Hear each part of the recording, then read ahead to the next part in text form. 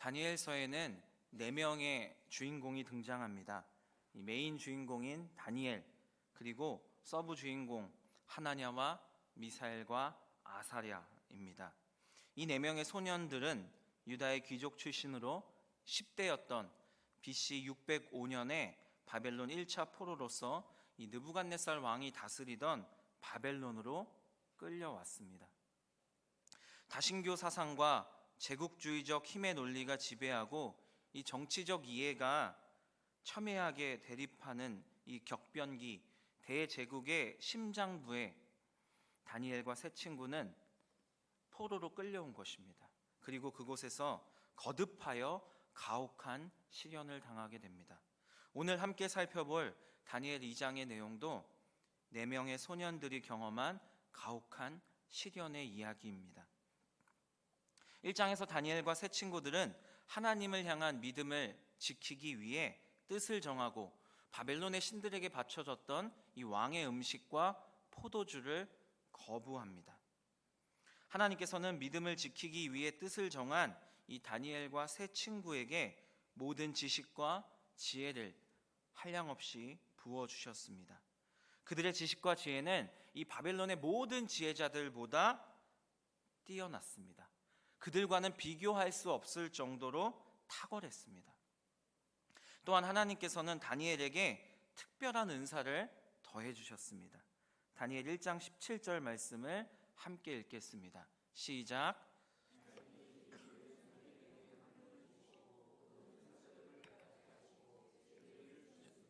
다니엘은 또 모든 환상과 꿈을 깨달아 알더라. 아멘. 하나님께서 다니엘에게 주신 특별한 은사는 모든 환상과 꿈을 깨달아 아는 능력이었습니다. 이 고대 바벨론에서는 환상과 꿈의 해석이 지혜자들의 필수 덕목으로 여겨졌으며 신들이 환상과 꿈을 통해 사람들에게 어떠한 사실을 계시한다고 믿었습니다. 2장에서 느부갓네살 왕이 자신이 꾼 이상한 꿈 때문에 그 땅의 모든 지혜자들을 비상소집하는 장면이 이러한 사실을 뒷받침합니다. 하나님께서 다니엘에게 주신 모든 환상과 꿈을 깨달아 아는 바로 그 능력, 이 특별한 은사가 2장에서 빛을 발하게 됩니다. 2장의 내용은 이렇습니다. 어느 날 느부갓네살 왕이 이상한 꿈을 꾸었습니다. 보다 정확하게 표현하면 그가 꾼 꿈이 너무도 복잡하고 난해했습니다. 느부갓네살 왕은 너무나 기괴한 꿈을 꾸고 잠에서 깨어나 그 꿈에 압도되어서 온 심령이 다 떨리는 가운데 크게 근심하게 됩니다. 다니엘 2장 1절에서 3절 말씀을 함께 읽도록 하겠습니다. 시작.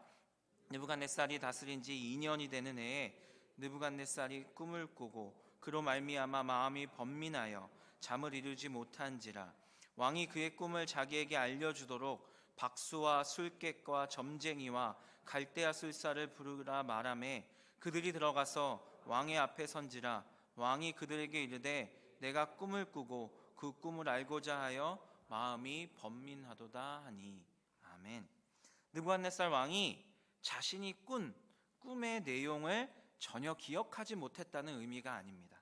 그는 꿈의 내용을 대략적으로 진술할 정도로 기억하고 있었지만 그것을 정확하게 묘사하기는 힘들었으며 그 내용은 더더욱 해석할 수가 없었던 것입니다.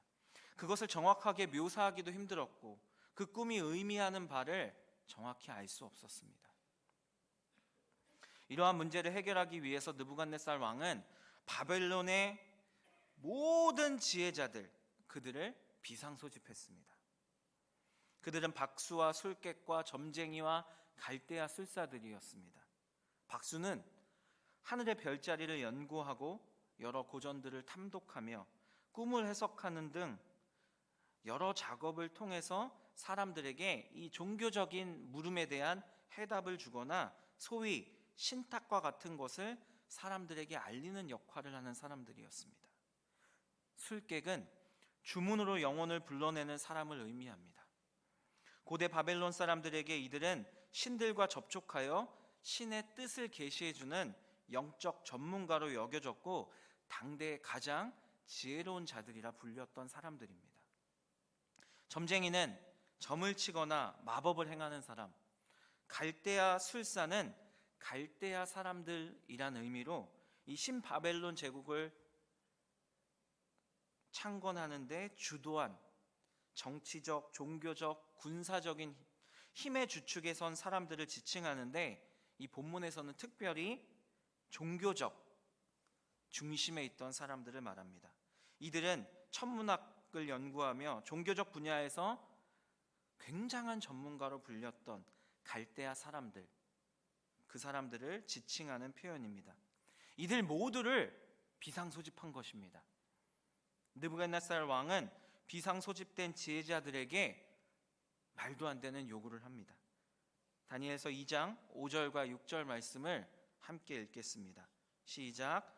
왕이 갈대아인들에게 대답하여 이르되 내었나니 너희가 만일 꿈과 그 해석을 내게 알게 하지 아니하면 너희 몸을 쪼갤 것이며 너희의 집을 거름더미로 만들 것이요 너희가 만일 꿈과 그 해석을 보이면 너희가 선물과 상과 큰 영광을 내게서 얻으리라. 그런즉 꿈과 그 해석을 내게 보이라 하니. 아멘. 이 요구를 받은 이 바벨론의 모든 지혜자들은 매우 당황합니다. 그리고 왕에게 말합니다. 꿈의 내용을 알려주시면 그 해석을 알려드리겠습니다. 꿈의 내용을 알려주시면 우리가 그 꿈을 왕에게 해석해드리겠습니다. 당연한 이야기 아닌가요? 무슨 꿈을 꾸었는지 말해주지도 않고 그 뜻을 해석하라고 말합니다. 꿈의 내용도 말하고 해석도 말하라는 것입니다. 느부갓네살 왕의 억지 아닙니까? 지혜자들이 왕의 요구는 신들 외에는 알 수 없다고 말하며 불가능하다고 답했지만 느부갓네살 왕은 크게 노하여 바벨론에 있는 모든 지혜자들을 죽이라고 왕의 근위대장 아니옥에게 명령합니다. 아마도 느부갓네살 왕은 바벨론에서 지혜 있다고 하는 자들을 다 불러 모았으니 자신을 괴롭히는 이 꿈에 대한 문제를 해결할 수 있을 것이라 기대했을 것입니다. 그러나 그들은 오히려 왕에게 더 큰 실망감을 안겨준 꼴이 되었습니다. 왜냐하면 그 꿈은 하나님께로부터 온 것이었으며 하나님의 계시를 받은 선지자 외에는 누구도 그 내용을, 그 해석을 말할 수 없었기 때문입니다. 불가능이 없었던 바벨론 제국의 왕 느부갓네살에게 불가능한 일이 생긴 것입니다. 자기가 어찌할 수 없는 일이 그에게 닥쳤기 때문에 그는 좌절하여 크게 분노한 것입니다. 느부갓네살 왕의 분노로 희생당할 운명에 놓인 이 지혜자들의 명단에 다니엘과 하나냐와 미사엘과 아사랴가 있었습니다. 오늘 본문 말씀인 다니엘 2장에서 우리가 특별히 주목하여 깊이 있게 봐야 하는 부분이 바로 14절에서 19절 말씀입니다. 먼저 13절을 보면 분노한 왕의 명령으로 다니엘과 세 친구가 곧 죽을 운명에 처했습니다. 바로 그때 다니엘은 하나님이 주신 지혜를 사용하여 명철하고 슬기로운 말로 왕의 근위대장 아리옥에게 사건의 자초지종을 듣고 아리옥에게 부탁해 이 느부갓네살 왕을 아련하여 자신에게 시간을 주시면 꿈과 해석을 알려드리겠다라고 말하며 시간을 벌게 됩니다. 왕을 찾아간 선택으로 이제 다니엘은 이 사건을 해결하지 못하면 안 되는 위태로운 중심인물이 되었습니다. 다니엘은 사건의 자초지종을 듣고 왜 왕을 찾아가 자신에게 시간을 주시면 꿈과 해석을 알려드리겠다고 말한 것일까요? 굳이 왜 자신이 큰 책임을 지려 한 것일까요? 다니엘의 이 선택의 이유가 바로 다니엘서 전체에 담긴 핵심 주제입니다.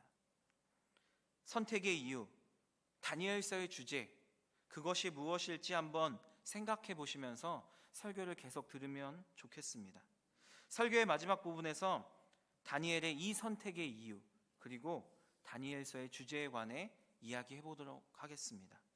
이야기를 이어가겠습니다. 다니엘이 왕에게 나아가서 시간을 벌었다고 하지만 그 시간이 길지는 않았을 것입니다.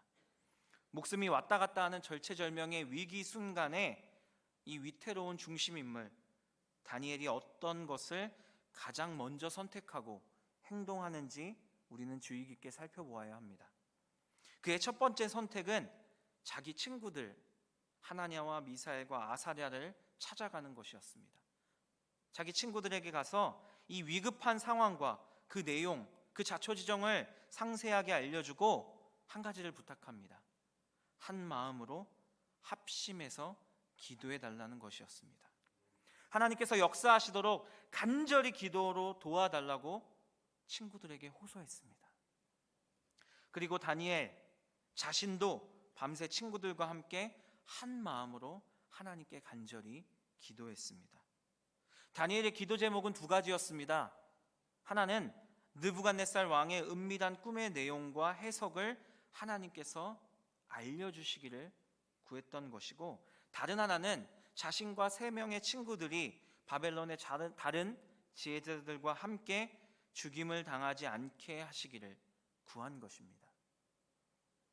다니엘과 세 친구들의 기도 하나님께 분명하게 응답되었습니다. 18절과 19절 말씀을 함께 읽겠습니다. 시작. 하늘에 계신 하나님이 이 은밀한 일에 대하여 불쌍히 여기사 다니엘과 친구들이 바벨론의 다른 지혜자들과 함께 죽임을 당하지 않게 하시기를 그들로 하여금 구하게 하니라. 이에 이 은밀한 것이 밤에 하늘에 계신 하나님을 찬송하니라. 아멘. 하나님께서 다니엘과 세 친구의 기도를 들으시고 밤에 환상을 통해 다니엘에게 느부갓네살 왕의 꿈과 그 내용, 그 해석을 알려주신 것입니다. 보여주신 것입니다. 하나님께서 주신 특별한 능력인 모든 환상과 꿈을 깨달아 아는 능력으로 인해 다니엘은 하나님께서 보여주신 그 환상을 금방 이해했을 것입니다. 하나님께서 기이한 도우심으로 이 다니엘과 세 친구 앞에 놓인 인생의 큰 문제를 완벽히 해결해 주신 것입니다. 이런 하나님의 놀라운 응답에 다니엘은 감사와 찬양의 행동으로 반응합니다. 다니엘서 2장 23절의 말씀을 함께 읽겠습니다. 시작. 나의 조상들의 하나님이여 주께서 이제 내가 지혜와 능력을 주시고 우리가 주께 구한 것을 내게 알게 하셨사오니 내가 주께 감사하고 주를 찬양하나이다. 곧 주께서 왕의 그의를 내게 보이셨나이다 하니라. 아멘. 이 장에 나오는 인생의 큰 위기 앞에서 하나님 나라 백성 다니엘이 어떤 선택을 하는지를 통해서 우리는 다니엘서 전체를 관통하는 이 핵심 주제가 무엇인지를 분명하게 발견할 수 있습니다. 다니엘서를 관통하는 핵심 주제는 바로 영원한 하나님의 나라입니다. 영원한 하나님의 나라. 성경이 말하는 하나님의 나라의 개념이 장소가 아니라 통치의 개념임을 잘 알고 계실 것입니다. 하나님의 나라, 천국은 통치의 개념입니다. 장소의 개념이 아닙니다. 그리고 그 통치의 개념은 3가지입니다. 첫 번째, 통치자이신 하나님의 다스림 그 자체. 두 번째, 통치자이신 하나님의 다스림을 받는 백성들. 세 번째, 통치자이신 하나님께서 다스리는 영역. 이것이 바로 하나님의 나라 천국의 개념입니다. 이 장에 기록된 느부갓네살 왕의 꿈은 다니엘서의 주제인 영원한 하나님의 나라, 그것을 잘 보여주고 있습니다. 느부갓네살 왕이 하나님으로부터 받은 꿈의 내용과 해석은 이렇습니다. 꿈의 내용은 하나의 거대한 신상과 손대지 아니한 돌을 중심으로 전개됩니다. 그 신상은 4가지 금속으로 되어 있으며 머리부터 발끝까지의 제조가 각각 다릅니다. 순금으로 된 머리, 은으로 된 가슴과 2팔, 배와 넓적다리는 놋, 종아리는 쇠요, 그 발은 얼마는 쇠요, 얼마는 진흙이었습니다. 손대지 아니한 돌이 나와서 이 신상의 새와 진흙의 발을 쳐서 부서뜨림에 새와 진흙과 녹과 은과 금이 다 부서져 여름 타작마당에 겨같이 되어 바람에 불려 간 곳 없이 되었고, 신상을 친 돌은 태산을 이루어 온 세계에 가득하게 되었다. 이것이 느부갓네살이 꾼 꿈의 내용이었습니다. 현대의 성경학자들은 이 꿈에 대한 다양한 해석의 의견을 말합니다. 그 중에서 많은 학자들이 공통적으로 말하는 해석은 이렇습니다. 숭금 머리는 바벨론, 은으로 된 가슴과 두 팔은 바사라고 불리는 페르시아, 놋은 그리스, 쇠는 로마, 그리고 진흙은 세상의 여러 나라들을 상징합니다. 마지막으로 손대지 아니한 돌은 예수 그리스도를 상징합니다. 손대지 아니한 돌이 신상의 발을 부서뜨려서 그것을 손대지 아니한 돌이 신상의 발에 떨어져 그것을 산산이 부서뜨리며 온 세상에 가득하여 태산을 이루게 된다는 내용의 의미는 세상의 모든 나라들은 결국 멸망하지만 예수 그리스도를 통해 세워지는 하나님의 나라는 온 세상에 영원하다는 의미입니다. 2장 44절에서 다니엘은 하나님 나라의 그 영원성을 이렇게 말합니다. 이 여러 왕들의 시대에 하늘의 하나님이 한 나라를 세우시리니 이것은 영원히 망하지도 아니할 것이요 그 국권이 다른 백성들에게 돌아가지도 아니할 것이요 도리어 이 모든 나라를 쳐서 멸망시키고 영원히 설 것이라. 아멘. 다니엘은 포로로 끌려와 바벨론과 페르시아라는 이 대제국에서 살았습니다. 하지만 다니엘은 바벨론과 페르시아의 백성이 아니었습니다. 다니엘은 하나님의 통치를 받는 하나님 나라의 백성이었습니다. 비록 신정왕국 이스라엘은 멸망하고 선민 이스라엘 백성들은 세상의 이곳저곳으로 흩어지게 되었지만 하나님의 나라가 멸망하거나 하나님의 나라가 사라진 것은 아니었습니다.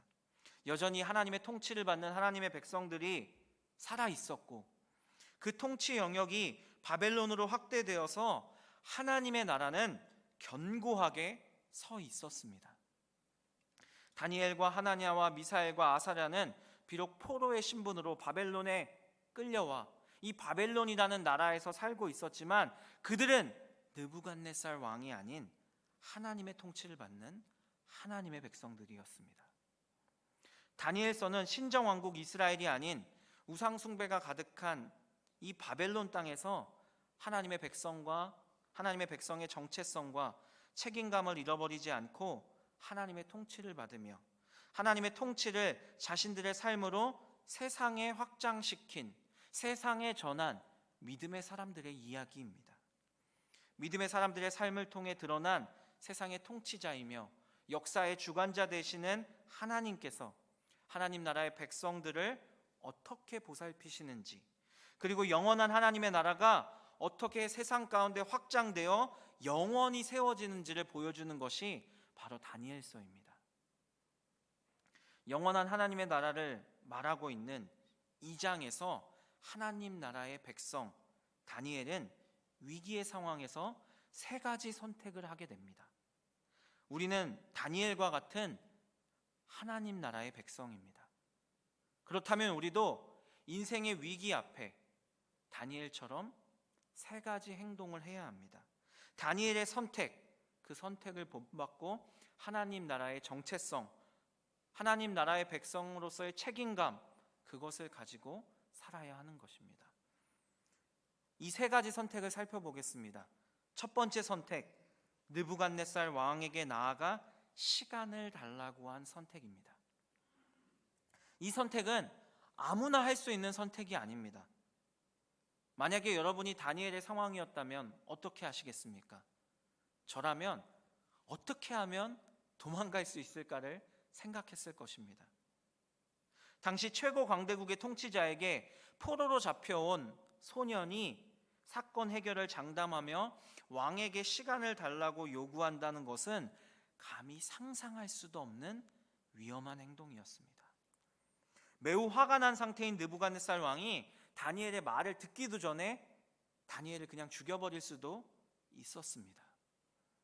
혹 시간을 준다고 해도 느부갓네살 왕의 꿈, 그 내용과 해석을 말하지 못하면 다니엘은 더 처참한 죽음을 맞이할 운명이었을 것입니다.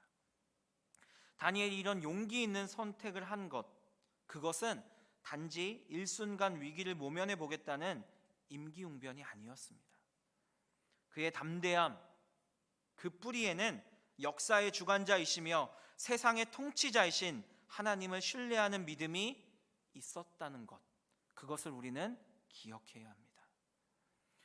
다니엘은 왕들을 세우고 왕들을 패하는 하나님의 능력을 알았고, 지금 자신에게 닥친 이 사건이 역사의 주관자이신 하나님의 주관하에 일어나는 일임을 아는 깊은 통찰력을, 그 믿음을 다니엘은 가지고 있었습니다.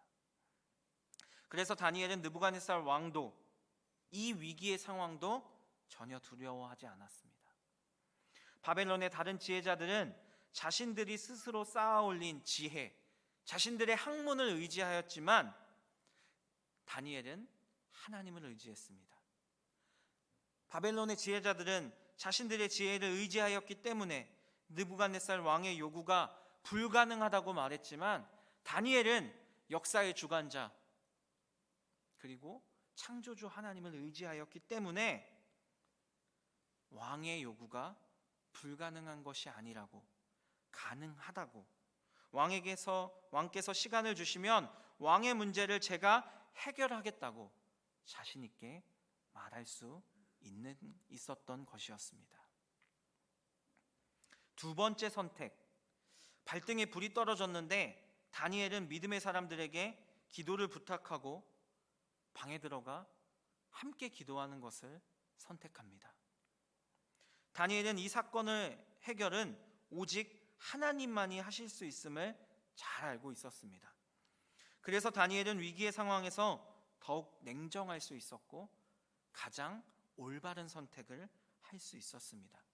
인간의 힘으로 불가능한 위기 상황에서 다니엘이 한 선택은 믿음의 친구들과 함께 합심해서 하나님의 도우심을 구하는 기도를 하는 것이었습니다. 이 선택도 아무나 할 수 있는 선택이 아닙니다. 하나님의 능력을 믿는 하나님 나라의 백성, 하나님을 의지하고 하나님의 도우심을 경험한 하나님 나라의 백성만이 할 수 있는 첫 번째 그리고 최고의 선택, 바로 이것입니다. 함께 기도하는 선택. 이것이 첫 번째이며 최고의 선택입니다. 믿음의 사람들이 하나님의 도우심을 구하며 한 마음으로 함께 기도하는 것, 이것이 하나님께서 기뻐하시고 하나님의 능력을 끌어오는 첫 번째이며 최고의 선택입니다. 우리가 인생의 큰 문제 앞에서 믿음으로 합심 기도를 선택하면 하나님께서 능력으로 응답하십니다. 19절 말씀을 보시면 이해라는 말로 시작합니다. 이 이해의 의미는 다니엘과 그 세 친구들이 하늘의 하나님께 간절히 기도하던 도중 다니엘에게 은밀한 것이 환상으로 나타났음을 의미합니다. 다니엘의 세 친구의 지혜는 다른 것이 아닙니다. 세상의 통치자이시며 역사의 주관자이신 하나님을 경외하고 하나님께 기도함으로 하나님을 의지하는 믿음이 바로 다니엘과 세 친구의 지혜였습니다. 바벨론의 모든 지혜자보다 훨씬 뛰어난 그들의 지혜의 본질은 바로 하나님을 경외하고 하나님을 신뢰하며 하나님만이 이 모든 것을 해결하실 수 있는 역사의 주관자이심을 믿는 믿음, 그것이 그들의 지혜의 본질이었고 그 지혜가 그들에게 최고의 선택을 하도록 도와준 것이었습니다. 세 번째 선택, 그 선택은 바로 다니엘의 찬양입니다. 다니엘은 하나님께 느부갓네살 왕의 꿈의 내용과 해석에 대한 계시를 받고 놀라운 하나님의 계획을 깨닫게 되자 가장 먼저 하나님을 찬양합니다. 다니엘은 이 사건을 통해 하나님에 대해 더 깊은 지식을 가지게 되었습니다. 다니엘은 그 지식으로 확실하게 하나님의 놀라우심을 찬양합니다. 다니엘의 찬양의 내용은 하나님께서는 세상의 통치자이시며 역사의 주관자이시며 지혜와 능력이 하나님께 있으며 하나님이 우리의 기도를 들으셨다고 하나님을 찬양합니다. 찬양에는 힘이 있습니다. 찬양의 힘은 바로 전염성입니다. 어떤 한 사람이 찬양을 시작하면 다른 사람들은 그 찬양을 반드시 따라합니다. 그런 경험 해보셨죠? 제가 찬양을 시작하면 옆에 있는 사람이 그 찬양을 따라하는 경험을 해보셨을 것입니다. 다니엘이 느부갓네살 왕의 꿈에 담긴 비밀을 깨닫고 하나님을 찬양하자 다니엘을 통해 자신의 꿈을 깨달은 느부갓네살 왕도 하나님을 찬양합니다. 우상을 섬기는 느부갓네살 왕이 다니엘을 따라서 하나님을 찬양한 것입니다. 47절을 보시기 바랍니다. 너희 하나님은 참으로 모든 신들의 신이시요 모든 왕의 주제시로다. 내가 능히 이 은밀한 것을 나타내었으니 내 하나님은 또 은밀한 것을 나타내시는 이시로다. 아멘. 내가 지금 하고 있는 찬양에는, 우리가 하고 있는 찬양에는 이런 놀라운 능력이 있습니다. 다니엘서 2장은 다니엘서 전체의 주제를 우리에게 분명하게 알려줍니다. 이 세상에서 영원한 나라는 오직 하나님 나라밖에 없다.